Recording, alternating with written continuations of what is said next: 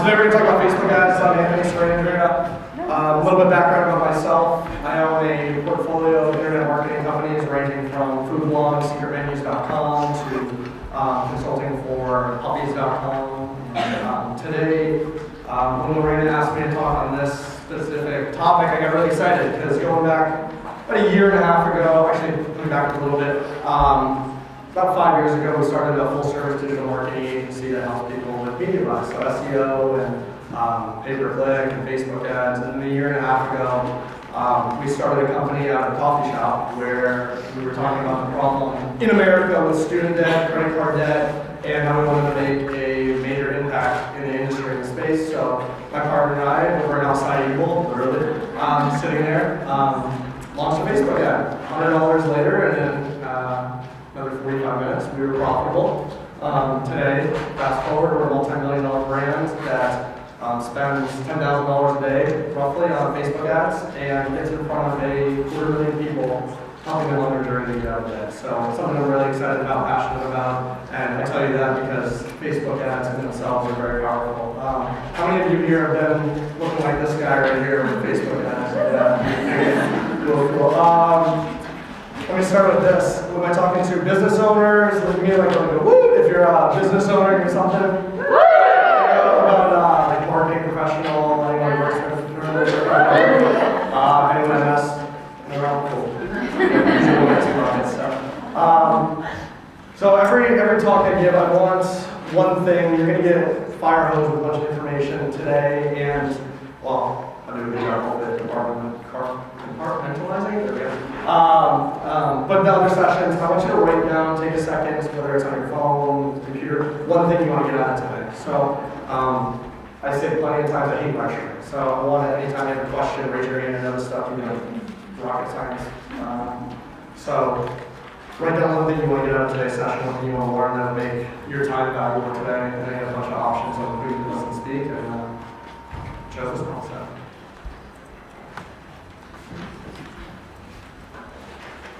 And I'm serious too. Anytime you have a question, please raise your hand. I really hate one-on-one communication. I'd rather get a very interactive conversation. I know it's a relatively decent size, so I love like small groups. Cool. We're rocking on. So some of the reservations with Facebook ads, I'm sure some of you fall into these buckets. People have either spent money and haven't seen a trackable return on their investment. They say, well, this one, I don't think this room particularly fits with the ton, but their customers are on Facebook, so that's a reservation. I think if we had this talking a few years ago, people would say more. I think most people in here believe their customers are on Facebook. You can drive leads and phone calls directly off of Facebook's platform, so a lot of people say, hey, I can drive clicks to my site, and content, video views, but you can actually drive direct revenue or phone calls, actually high intent individuals to your site, landing pages, things like that. They don't know how you started, or they're a new company and only growing through word of mouth.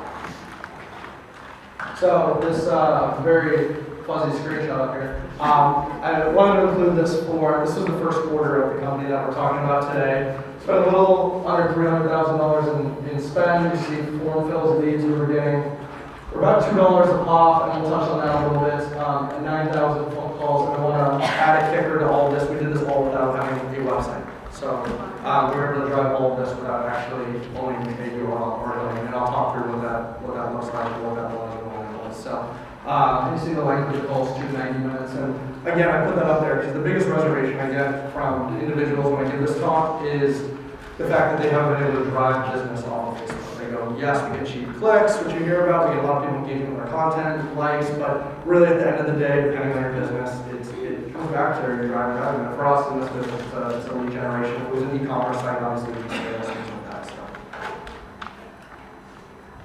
I want to include this just because it's actually it's surprising to me.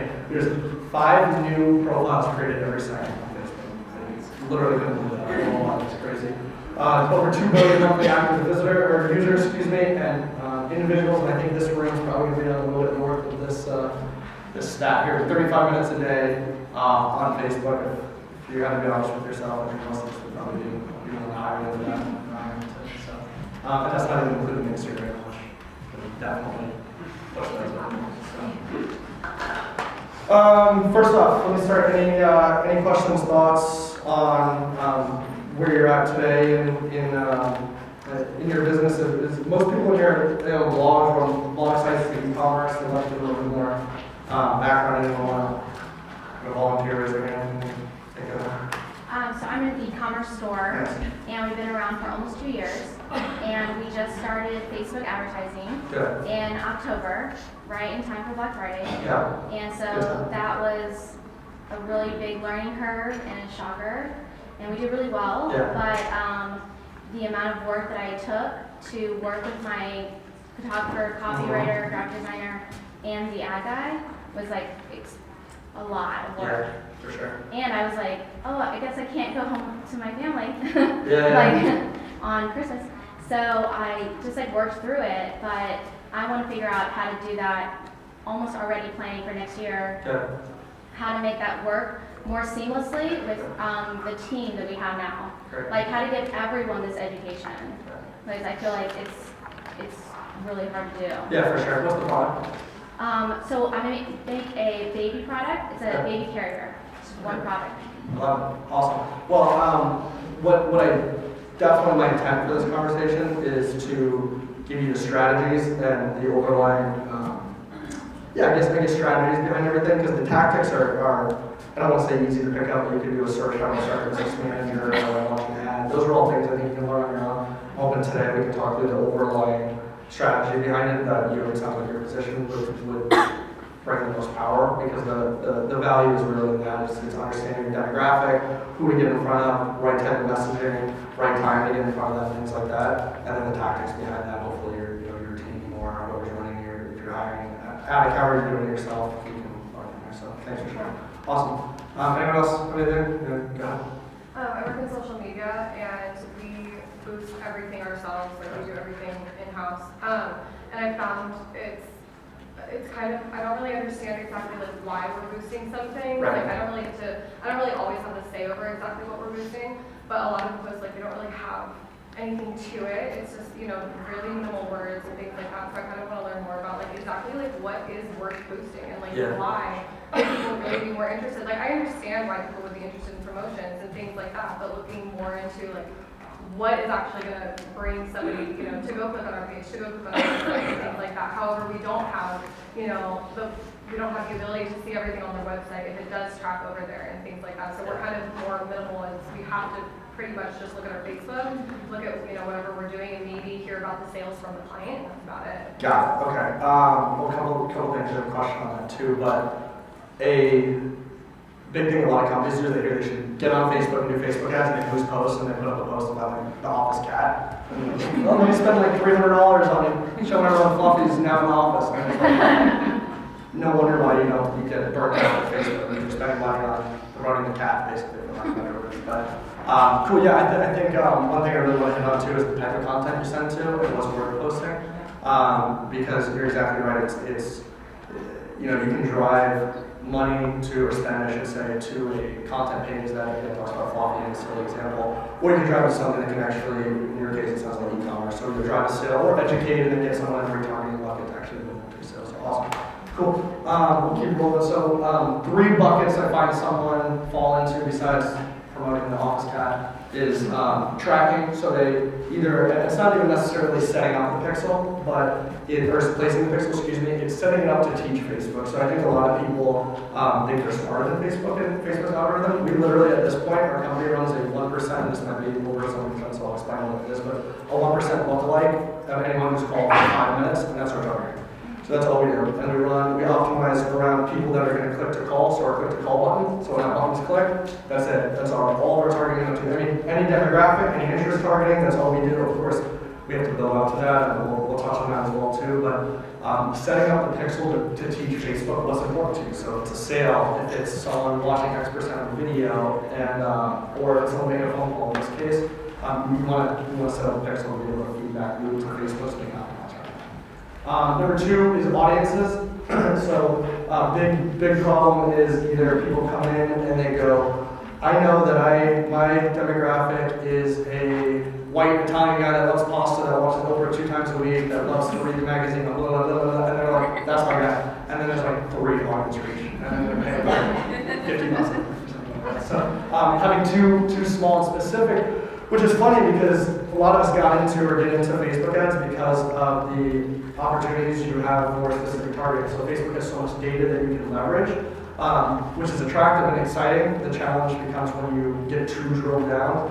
We found Facebook is a smaller pool to get in front of, and again, you're trying to kind of try to outsmart Facebook in this, but what would be a more ideal if you have is, I didn't put patience on me, I can tell last time we did this talk, who was talking to doctors, but not leveraging current or past customers or even interactions on your site. So if you're a new company, or excuse me, if you're an established company, it's uploading your list of past customers, your email subscribers, marketing to those people, marketing to people similar in demographic to that, which we'll talk about, which are lookalike audiences. Or if you're a brand new company, even promoting something to a content piece and targeting those that have interacted with your content. So they spend X amount of time on your site, they view X amount of pages, things like that. We can not only target those individuals and get back in front of them, but Facebook will match anyone who's done those things, whether they've been a patient or they've engaged with your content, and then we'll find people that fit similar demographics, situational, online viewing behaviors, things like that. So those are lookalike audiences, is super powerful. And then last is ad copy. So it's probably, to me, it's the biggest downfall companies have today. It's putting out the ad on YouTube, boosting a post, and check out our blog that we just threw up, and there's no call to action, there's no sense of urgency, there's no moving them forward in this, we'll call it a sales cycle, whether it's, again, buying or it's just to get them to take an action on your site if you release content or that. Everyone here has created a Facebook ad, or no? Raise your hand if you've never created a Facebook ad before. Never created a Facebook ad? Great. Okay, cool. So I've got references at the end on basically how to, like step-by-step how to do that. So we'll just breeze through some of these. So create your ad, you come here, Pixel. Has everyone in here placed Facebook Pixel on their site, even if you're not running ads right now? Cool. Yeah. So that's super important because it's gathering data and it's feeding Facebook. So even like tonight, even if you watch this and you say, I'm never going to spend Facebook ads, $1 on Facebook ads, I would place the Pixel like absolutely, because you can learn so much about the people that are on your site from a demographic perspective that they never knew. So I can get into we'll send these slides out. Basically, get a Pixel placed on every site. There's partner integrations, which is super helpful within Facebook that allows you, so if you have a Shopify site or WordPress site, anything like that, where it's really easy to install. There's a tool on Chrome called Facebook Pixel Helper, excuse me, that will let you know whether you placed it correctly or if it's in the correct place. Go ahead, please, yeah. This might be an obvious question, but what exactly is a pixel? Great question. So it's a piece of code that basically is giving what's called permission, or giving Facebook the ability to track people that are on your site. So it's tracking them down to, let's say I clicked through your site. What did Anthony specifically do? And what's great about Facebook is they can tie Anthony's click to everything. I've literally, Facebook knows more about me than I do at this point. I forgot that in 2010, but they know that I watched Orange is the New Black like 85. See, over and over again. So that's what's really powerful about it, is then they can go say, you can say, okay, I want more Anthony's in the world, and that's what we'll do to those lookalikes. And then Facebook will find more people that do what Anthony does, because you've said Anthony's a good customer, like can log for me or review X amount of pieces of content or spend time on my site. So that's basically what this Pixel allows you to do. So it allows Facebook to track more. Yeah, please go. So as like an agency, if we don't have access to the website or anything, can we still view that information through Facebook, or does it have to be through the back? Great question. Do your clients want? I mean, we could possibly, but I mean, then we have to go through the order of getting all the WordPress. Yeah, so it would be super ideal to have them place it. If not, again, too, it sounds like you've got a trackability issue too, because you can't show your return. Because this not only does it allow you to do everything we just talked about, but it allows you to track back who made sales, the final people that made sales, what's the lifetime value of them. So it's. So you can only view it through WordPress, is what I'm pretty much trying to say. You can't see it through Facebook. I'm sorry, say that again. So if, like, our ads manager, right? Yeah. You cannot view the information through Facebook, or is it on the back end of the website? You would need, yeah, exactly. You would need that to focus on the actual website itself. You can still track sales to an extent through like Google Analytics and stuff, but as far as what we're talking about, like tracking back and then teaching Facebook's algorithm, it's really powerful in this place. I definitely, if you can't have that conversation with your clients, it'd be super ideal. Yeah, go ahead. Would you suggest using the Facebook Pixel if we already kind of track our demographic audience through Google Analytics? Mm-hmm. Why? Because Google Analytics is great. So give me an example. So I used to run a Native American jewelry company, so I did a ton of research on what people in the demographic are. So Google thought I was a 65-plus-year-old woman that was retiring and all these things, because those are the people that buy Native American jewelry. Because Google's making inferences demographically based on A, information you've given, or B, the searches you've made. So what you've done, which doesn't always, I mean, your best friend or your husband or wife could log on to your make searches, and now someone skewed everything. Where this is directly pulling from your Facebook profile that you wrote down and you did and you posted, and if you talk about Vegas a ton, they know that you love to party and they don't say you. But things like that. So yeah, I would definitely recommend this. You're gonna need a heck of a lot. Yeah. Thank you. What if you don't have a high-performing website, you're not really driving traffic there? That's fine. I still have it. I just haven't set up. It would be like, what's a good example? It doesn't hurt to have it set up. It doesn't hurt to set up today until, and one day. So, I mean, stop there. Is it a new company or what's the reason there's no traffic? No, You drive to Amazon or? so I work specifically with real estate agents. Okay, yeah. And so let's say there's one that doesn't, they're not ranked at all, they don't have a high-performing website, they're not really driving traffic there. So you do marketing on behalf of real estate agents? Yeah. Okay, cool. So that's my question. I haven't advised them to do that because they're not driving traffic to the website necessarily. Maybe they're driving it to a landing page of a property, possibly, but. They have access to the URL? Yeah. Yeah, that's fine. Yeah. Anywhere, so I have it anywhere that traffic's going to, even if, Okay. and if they're a new company for whatever reason, or they're a new agent, Yeah. I still have it in place. There's no harm in having it in place, because one Okay. day they might get referrals that go back and they search their name, and then you still want to know that person's demographic, because you want to find more of that person, because he's likely to refer us. Okay. We'll do more work, keep on. Do you recommend using Google Tag Manager to manage your pixels? Yeah. and your events? Definitely. Great question. All right, so here's what we're getting to setting up conversion tracking, and again, too, I've got anything tactical, I've got references at the end of this that you'll be able to have to go through step by step. I want you to more take away the overall ideas, like I can get the Facebook pixel placed, not necessarily how do they do that, you'll have references on how to do that. So conversion tracking as well, too. There's a couple different ways to teach, actually there's a ton, to teach Facebook's algorithm on what is deemed good for you or a good person to get in front of. So one is off URL, so a very simple one is off a thank you page. So an e-commerce site would place you'd have the pixel site wide, and then you come in here, custom conversions, and you'd set up. Anyone who got to the thank you page, I'm going to give them X amount of value or payment, and again, too, it's variable like an e-commerce site. There's ways they can track it to how much the individual checked out on. But this is one instance of something you want to eventually optimize around. So you'd say, I want to Facebook, I want to get more of these people that hit the thank you page, because that means they bought or they filled out a form or something like that.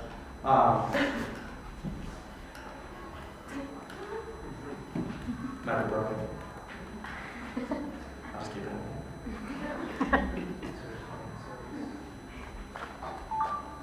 Any other questions already? I do. I'm wondering, so I have in the past done very minimal Facebook ads, but I have done them. And when I do my target audience, Facebook has said that that is a good audience. It's been in the green. I'm just wondering if you trust Facebook's opinion on that, or if you have kind of a set number. Were you targeting radius? Or? Yeah, kind of both. So I'm a wedding photographer, Okay, good. primarily in Arizona, Yeah. but it's been when I know that I have events in other cities that I don't have a clientele base, Got it. and that's when I've done Facebook ads, is for those Great. surrounding areas. Good. And how big this is roughly, or you're just saying just relative question? Well, the number that comes to mind sounds ridiculous, so I'm not sure if it's accurate, but it's No, said that's like fine. 3 million. Yeah, no, that's a good audience. Okay, because I was like, I can't photograph that many Yeah, weddings. 1 to 5 million is usually a pretty good audience size. Okay. And it sounds massive. So for instance, if I was let's say I'm a local chiropractor, I would, I'm doing this off the cuff of this idea. I would target maybe like, I'd start thinking like who goes to a chiropractor, let's just say it's like weekend warriors, it's like people that are, work out all the time. So I would target a radius maybe 15 miles around my office, and it's people that like to work out. Like that's it. That's all I would target, and then I would eventually, I won't get into it, but I'd get in front of that broadly. You're getting super cheap cost per click. Send them to a low intent. Sorry, I'm looking right there. She's like, what? A low intent content piece, like meaning don't come in and sign up today, like educating them on like how chiropractic can help them. become better fitness individuals, something like that. And then I would retarget those individuals with something more high intent, so that bucket is smaller. So anyone who like went to that content piece and read about how chiropractic care can help them be better at working out, I would then bucket those people differently, and now say schedule a movement here or something like that is kind of how I'm flowing with it. You'll probably get to it, but then what is the right amount of money to put in for that large amount of people? Great question. If you put in like $50, and the client's like, I don't want to spend more than like 100 in the next 2 weeks. And it's Yeah. like, okay, well you're gonna, like, for Yeah. that large of an audience, I feel like my audience is always much more small Yeah. on behalf of my clients, because the hope then is they all see it, Yeah. rather than 5 million. Well, I think you have to come from the agency role. So you have two things. One, you have to manage your client's expectations. So obviously, if they're saying, I want to be in front of this, you're like, okay, that's what they're paying you to do. So I get that aspect. As far as the success behind the campaign too, though, I would argue that the bigger audience is actually going to potentially yield more results, because you can get, let's say you've got an audience of this size and this size, and then you've got an audience size of the entire room here. This, you might pay $3 cost per click. That's obviously massive. Exaggerate. Out here, if you target all this, you might pay 25-cent cost per clicks, and then you can take that and then bucket those people into a retargeting funnel to say anyone here that took a specific action or engagement, let's get them higher intent. So your overall cost per lead should be substantially reduced starting there. I know it kind of sounds like weird. That's a lot of like reverse training in line, because you're like, I should get like down to that exact the Italian pasta guy that love, right? Like I should get that because Facebook allows me to do that, but it actually, in my opinion or my experience, it's actually inefficient comparatively. So what is the right budget? It's a relative question, so I guess I answer this, but I don't know, it is. So for that, I would look at what your like what the lifetime value of acquiring one person is. So if it's a coffee cup for $2, you're looking at a totally different budget than if it's like a software that someone might sign up for and then you're $5,000 in lifetime. But if you were going to do like $1 million to $3 million, you'd be safe to throw a couple $100 at it, and just maybe $200-300 to get the initial. A lot of it that I'm doing is for events, Is a lot of time. like attending events, like click Okay. here, Yeah. reserve your ticket. Great. So Yeah, I guess, again, too, I'm giving super relative names, like how much I pay for a car again, but I'd say maybe like, if you threw a couple $100 at it to learn who's high intent, and then another couple $100 to get in front of those high intent people, and high intent could be defined by they read a piece of content, or they were interacted with your event page or something like that, or they went to register and didn't finish register, or best case, they did register, like those people that I want to find someone for you to know. Does Facebook show you your reach or frequency at a certain budget with your target audience? Great question. You can By being granular or not? Yeah, they'll show you as far as when you start actually spending money in that audience. Uh-huh. Yeah, they'll show you the reach and frequency. Okay. So I've never run an ad before. Yeah, no. We're a pretty small blog. Cool. But from what you're saying, it sounds like you have to run several ads before you can really get that good target audience. Great question. So you, in your instance, I placed a pixel, and then my first campaign would be after I gathered some data. If you do have some people coming there, so I would say people that view, take a simple example, 3 or more pages on my site, I would start with those people. That way you're not just starting with like the world, like shoot, who wants to see that stuff? I'd say that it would be more than 3 pages. That would be my like highest in the funnel, like starting campaigns, and then eventually you want to get down to people that bought from you multiple times. But yeah, that's right. So I'll take one more look at that. We are a little different. We're a preschool. Okay. So we have, but we have a huge wait list. So we have two different. It's a good problem. We have two different clienteles. Like one are our existing clientele that we want to come to our free events, and then our other clientele is people we want to come to our preschool eventually when we have room. How do you differentiate those two? And then the other thing about our Facebook is a lot of the times our audience is like grandparents, aunts, uncles of the children who are, because they want to see their niece or whatever. And so I feel like our audience is kind of skewed. It kind of messed up a little bit. So when you say differentiate, so you're talking about messaging, or you're talking about targeting? Targeting for the ads. Great question. Are there certain pages on your site that's only current student families would go to? Not really. Okay. Like we have one page that's just free family events, but that's for anyone. And so both sets would go to, and then we have all the same key events, but even potential families go into that site just to see what's going on. Great question. So I would actually, I'd upload your current, Parent list?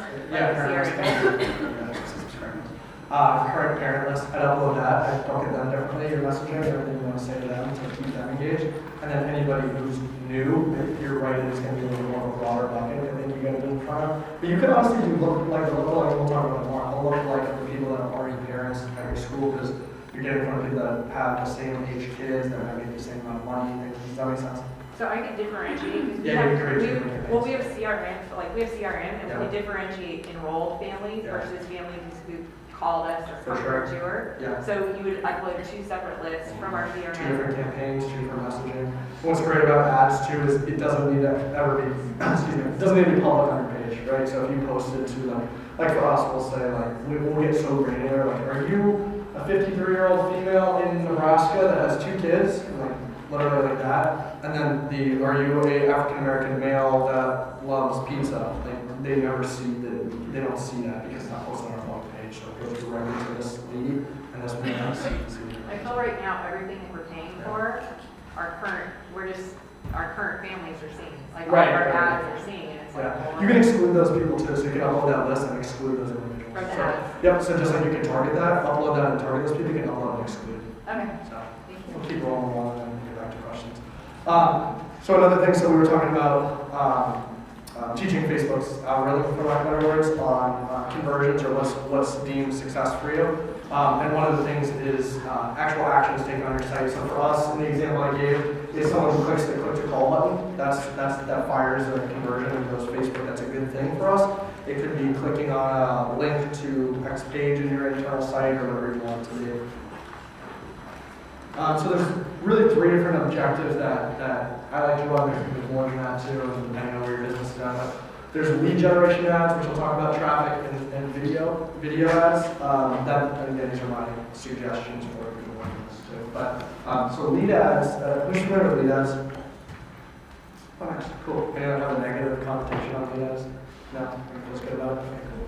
I always say, like, I always joke because you go to a lot of conferences or hear Facebook people are like, lead ads suck, they don't work. And I'm like, yeah, like I feel like I should be putting up like fake news about how bad lead ads are because they're so amazing. Like seriously.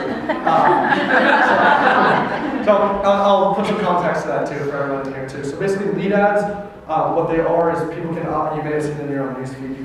People can opt in directly in their newsfeed to your, like, give you their contact information. And Facebook auto-populates it. So you'll get an ad. They have like get an ad for, let's just say, like a basketball fan. So for basketball, that's a bad example. Yeah, hire a shooting coach is a stupid example, but it might get in front of me and then say, do you want to hire a shooting coach? Blah, blah, blah, he's the greatest ever. And I literally click my newsfeed and a form would pop up and it would be auto-populated with information from my profile. So it would have my name, email, phone, and I just submit. So it's super, I just literally go click, don't go to a website, don't have to do it, which is super powerful. And in my opinion, I think the future of a lot of platforms, especially social platforms, for lead gen, go ahead. Does this work only for services or also for product-related businesses?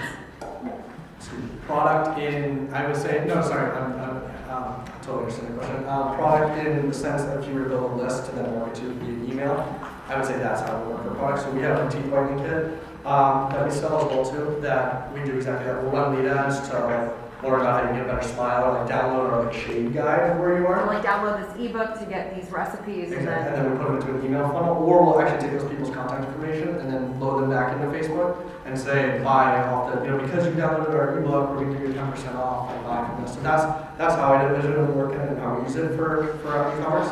But you can do it a ton. You can grab a physical address off this as well too. You can mail them as well too.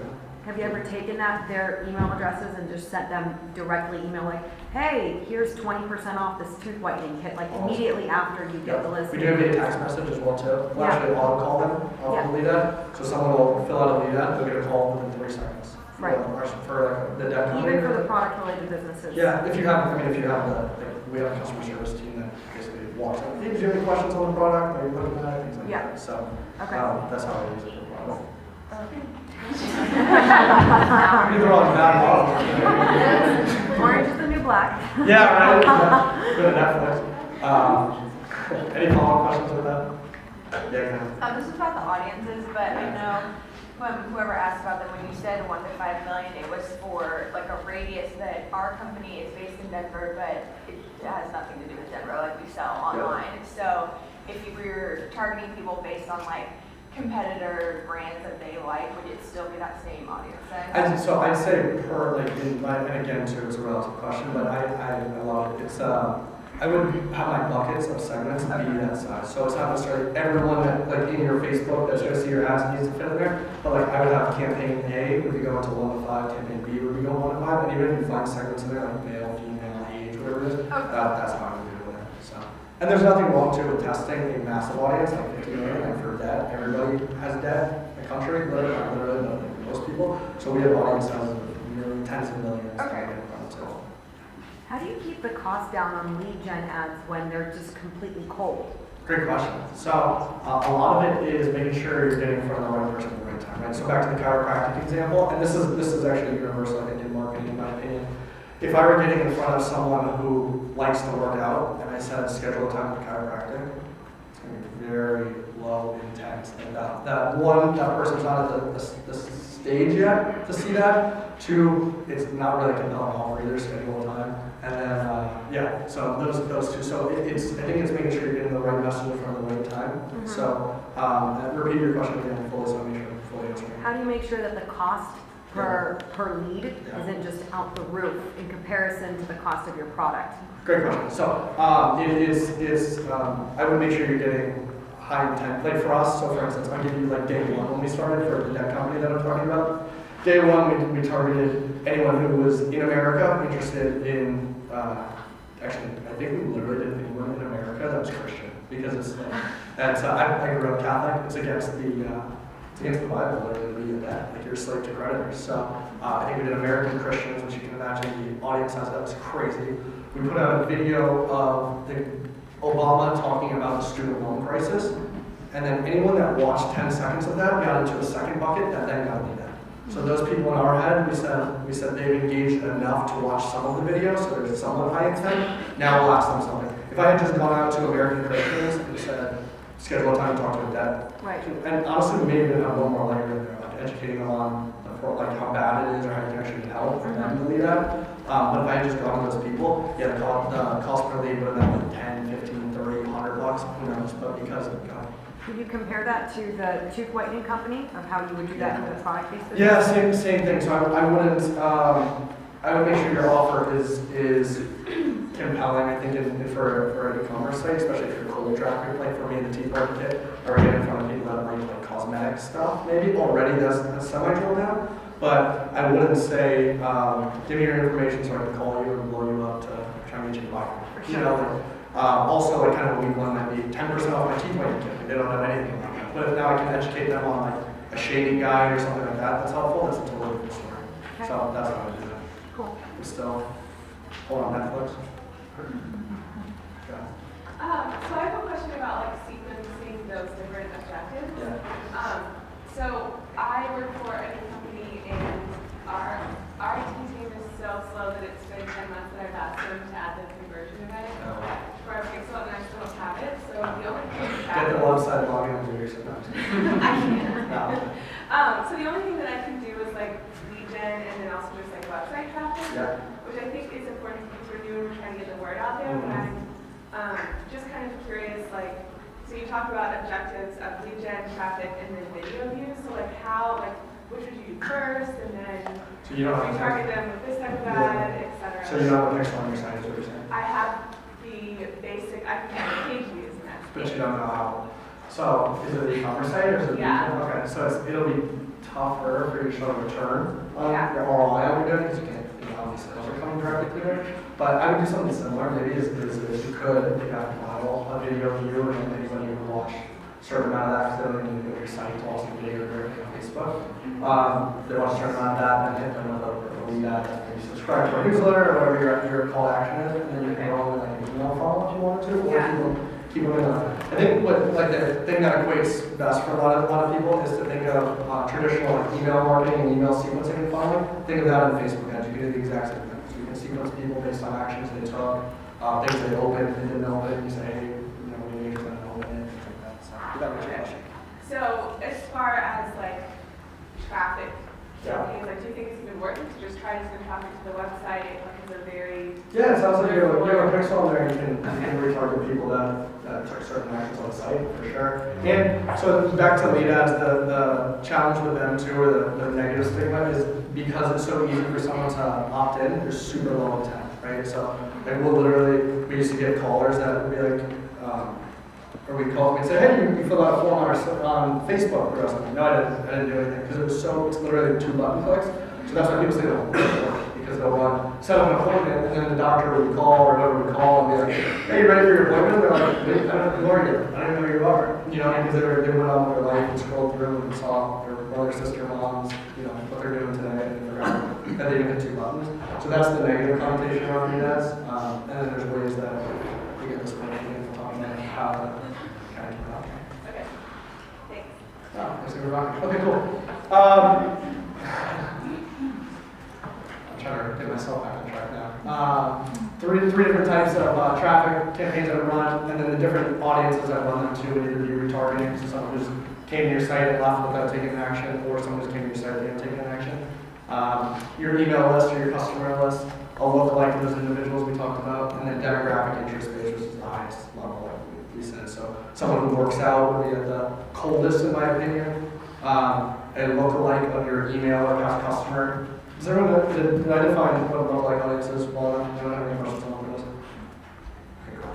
A lookalike of your past customers or your email list. It would be the second in the funnel lower. Your actual customer list or email list targeting those people to get them, and then remarketing, excuse me, would be up top, higher in the funnel, for people that engage. So. And I'm broken.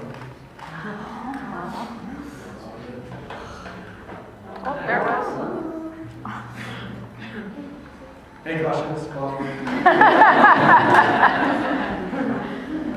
I'm glad you guys had questions. Imagine if you didn't. I'd be like, up here for like 20 minutes. I have another if you need me to ask it. Yeah, okay, let's kill some time. Okay. As far as like the sense of urgency, Yeah. how long do you leave these ads up for? Like when it's in that first phase, let's say that first, you're targeting American Christians and there's a million people. So how long would I run that ad? Or how Yeah, long because would I if you're do trying to do the sense of urgency and the copy on it is saying like, learn about it now, why you need this immediately, So I would. and then you see that for a month. That's a great question. Oh. I would. So one, that person theoretically, if you segmented correctly, would never, unless you wanted them to, see that multiple times. So you need to do this now, and then they see that now for the next 6 months. And you set up the campaigns not very well. Like I would segment it to where that person might only cap it at like frequency of 2 maybe. But I think a deeper rooted question that came out of it, which is great. Thank you for coming on with it. I got you. Sound good to know. Is having a stronger sense of urgency. So I'm sure we've all in marketing, we're like, you need to take action now. Like how many of us in here, like I know I am, are super like numb to that. Like take action now, or you'll never see this again and you'll die. You're like, that's not true. So I'd really challenge you for whatever that sense of urgency is to push it. So for us, we'll do like a lot of leverage on like government things that even mayor, like the government might shut this down at any minute, like that type of stuff to create urgency. Another one is like a rolling deadline. Like this offer ends Tuesday. Oh, is it Tuesday next week? Type of stuff. I would. So whatever that is in your niche, like free wedding photography, you said. So I would say like our schedules. We have one more spot, or our schedules fill out. Like some people do something cost probably come with something like that, and they'll see if your business better than I do. But something along those lines where you're like for us, we have software, like our servers can only hold X amount of people, where at least somewhat makes more sense than like, do this now. Why? You're like, no. So anything you can come up with that, I think that pushes more than take action now instead of why. Like my schedules, we just booked, we're super excited, we just booked three events. We actually, like our flight got put, I don't know if it's ad space for this, but in your head, I think it was through, like our flight got pushed back, one day, and I can fill up one more event, like you're so lucky to be seeing this ad, like kind of start thinking that way. Take action, contact me now before it fills up, so we'll probably look at it for another hour. Like, obviously not anywhere near the creative space to say that, but in your head start thinking that, and then get that now. Yeah. So So I know that there's changes to Facebook as far as business pages are concerned. And Facebook will lean more to optimize towards personal pages rather than business pages. Does that have any effect to your Facebook ad? And if so, do you have to put more money behind that ad in order for people to see that? Great question. So I think my take on that is consumers, Facebook consumers, and I even experienced myself, have used Facebook less and less because it's just littered with ads. So they've seen their user rates going down more and more. So their goal to fight that and their PR push behind it is there's going to be less ads, which we'll see how much or how little that actually is true. But to answer your question, yeah, I think there's going to be less inventory. It's going to get more expensive. It's going to get harder to get in front of people. You're going to put more budget behind it. So I absolutely think that's true. What I'll say is, because I would focus really, like my metric that I focus on is click-through rate. So when I first launch a campaign, I'm looking at it like minutes, depending on the budget, to see what my click-through rate is. Because think about it, so Facebook's job is what at its core, it's to get the right message in front of the right person that gives the end user a good experience. So your potential clients, to give my mom a good experience on Facebook. Because if my mom goes away from Facebook, then there's no me advertising there because she's not there anymore. If I would be trying to get my mom on Facebook, which I always call it, but I lost my train of thought about that. Repeat the question one more time, sorry, the last part. Does, with the new algorithm for Facebook business pages? Oh, thank you. Yeah. Thank you. Click-through rate is a direct indicator of getting the right message from the right person. So it means that people, short answer, they like what they see. So Facebook is theoretically doing its job well because my mom likes what she sees. So they're going to give me discounts to say, Anthony, keep advertising to your mom. This is the dumbest example all the time. And they keep advertising to your mom, so we're going to give you cheaper and cheaper clicks because you're helping us do our job better, if that makes sense. So as things get squished more and more, it just becomes more important to have a better sense of urgency, call to action so someone engages with your ad, or to have a better, to get in front of the right person so you're not getting in front of the workout person and saying, hey, come schedule a chiropractic time with me or something like that. So I think it just amplifies the need to do the right things if you have numbers. So. And we're back. There we go. Let's see how much this we already hit on. Targeting, so lookalikes, bigger the audience, the better, which again too is like a fundamental shift for a lot of people.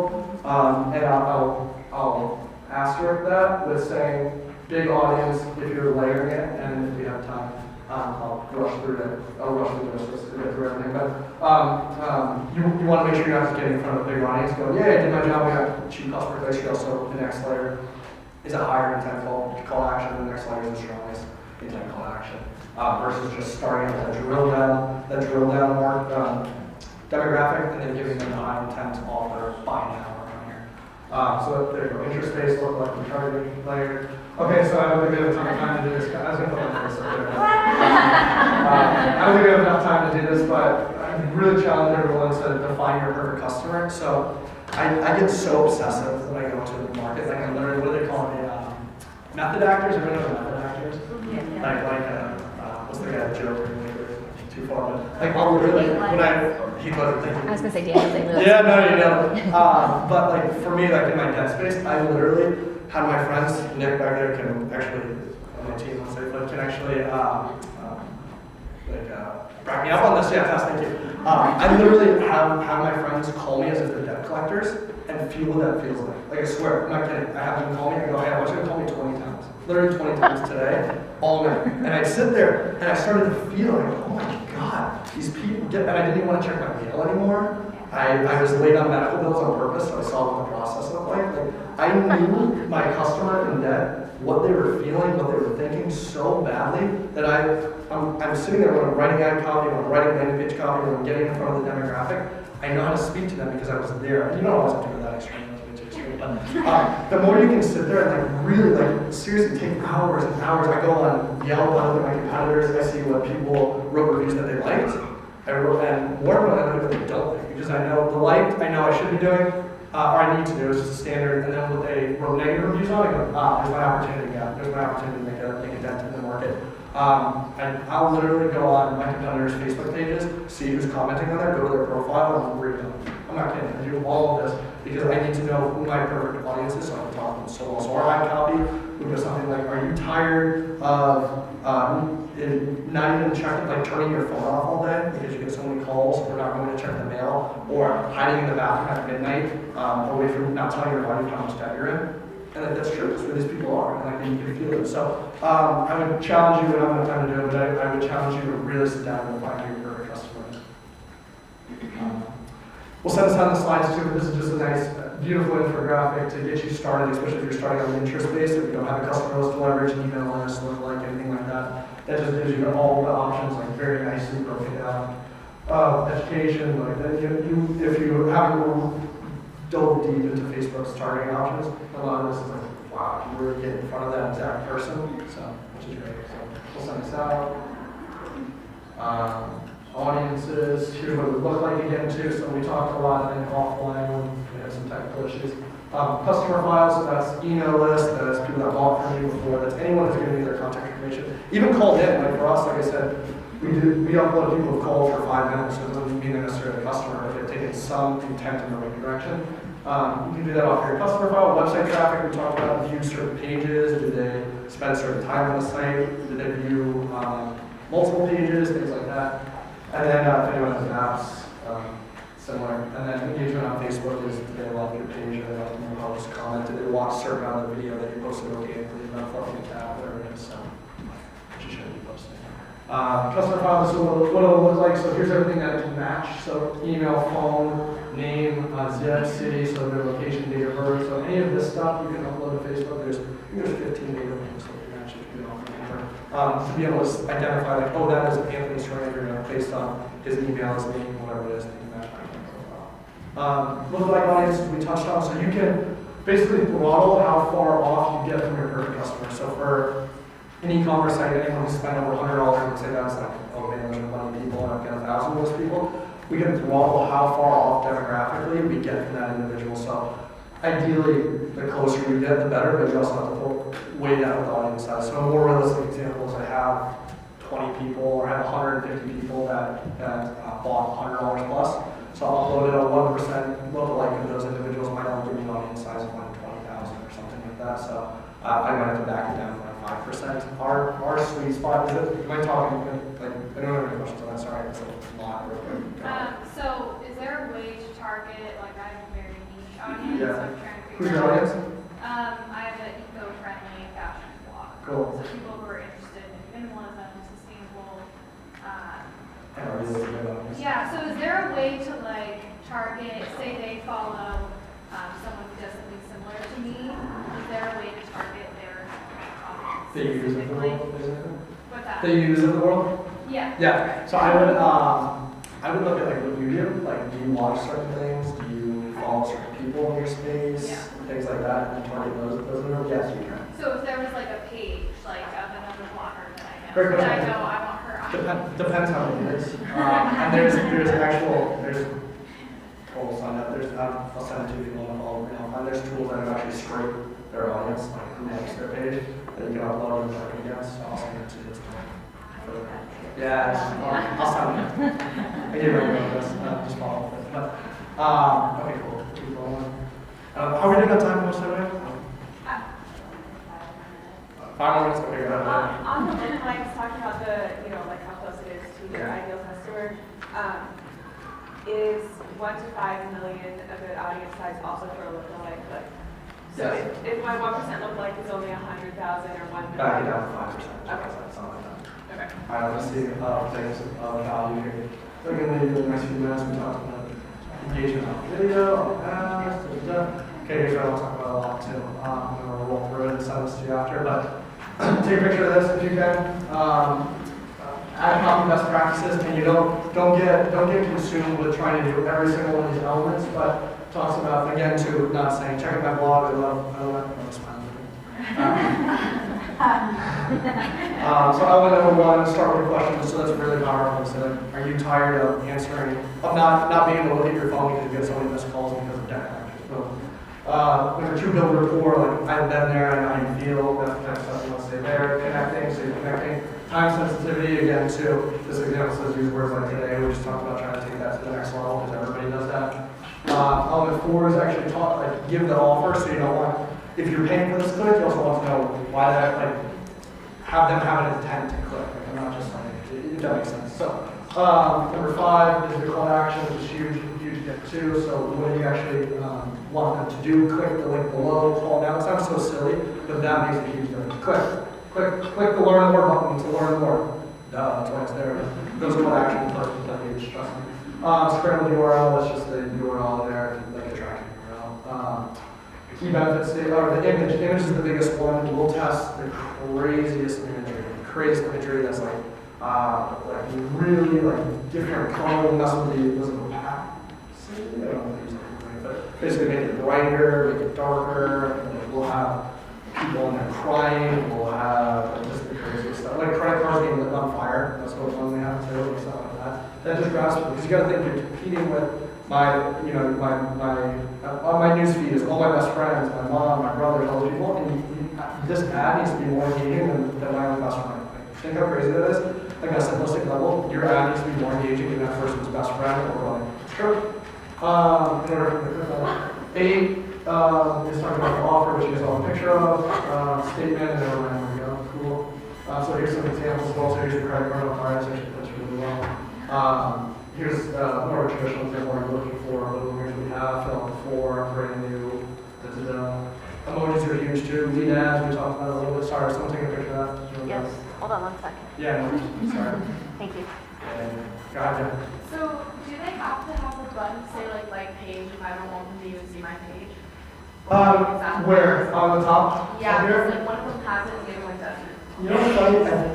That's a demo, so I don't like, this one's actually a live screenshot, this one's demo. I don't know, because you used to actually be able to not even need it, and it didn't look like an ad, and I loved it. You used to not even have to put a button call to action there, so it looked like a traditional person's post. So we would create business pages with females that were wrote a testimonial, basically, and then you'd be scrolling your feed, who's this girl? I must be friends with her, oh, this is cool. So I don't know if there's a need for this one. I'll get back to that. Lead ads we talked about. So here's what it looks like live. You get this, and addiction permanently. So this is for drug rehab center. Click learn more. Share this post. So again, shares anything that I can get with Facebook interaction. Tell Facebook directly that this is a good ad. So I'll tell people to share it. Like below, comment a friend that you can help with. New programs available. So people would actually get this in the newsfeed. Hit the learn more button. This would auto-populate, that's the power of lead ads, it literally auto-populates, which is so beautiful, versus something I'm going to manually fill in or go to the website. Here's the stuff you can collect that gets auto-populated, also this, take a picture of it. Again, too, I have a URL that has all the stuff, just to probably going to take that here in a second. I want everyone to, for homework, this would be the number one homework assignment I do to all of you, is on these slides when you download them. To read through the sales copy, this is for the teeth whitening kit. This page converts like crazy. So we rarely actually run traffic from our brand. So we'll rarely ever spend ads on Snow teeth whitening kit. We'll rarely ever run ads from Snow. We'll buy like US consumer time, so that's a domain item. We'll run traffic from that Facebook page that promotes this, that talks about this. So it's like an interview from one of our editors talking about Snow teeth whitening kit. So I want everyone, if there was one thing you could do just for marketing in general out of this talk, read through the sales copy on this page that we wrote.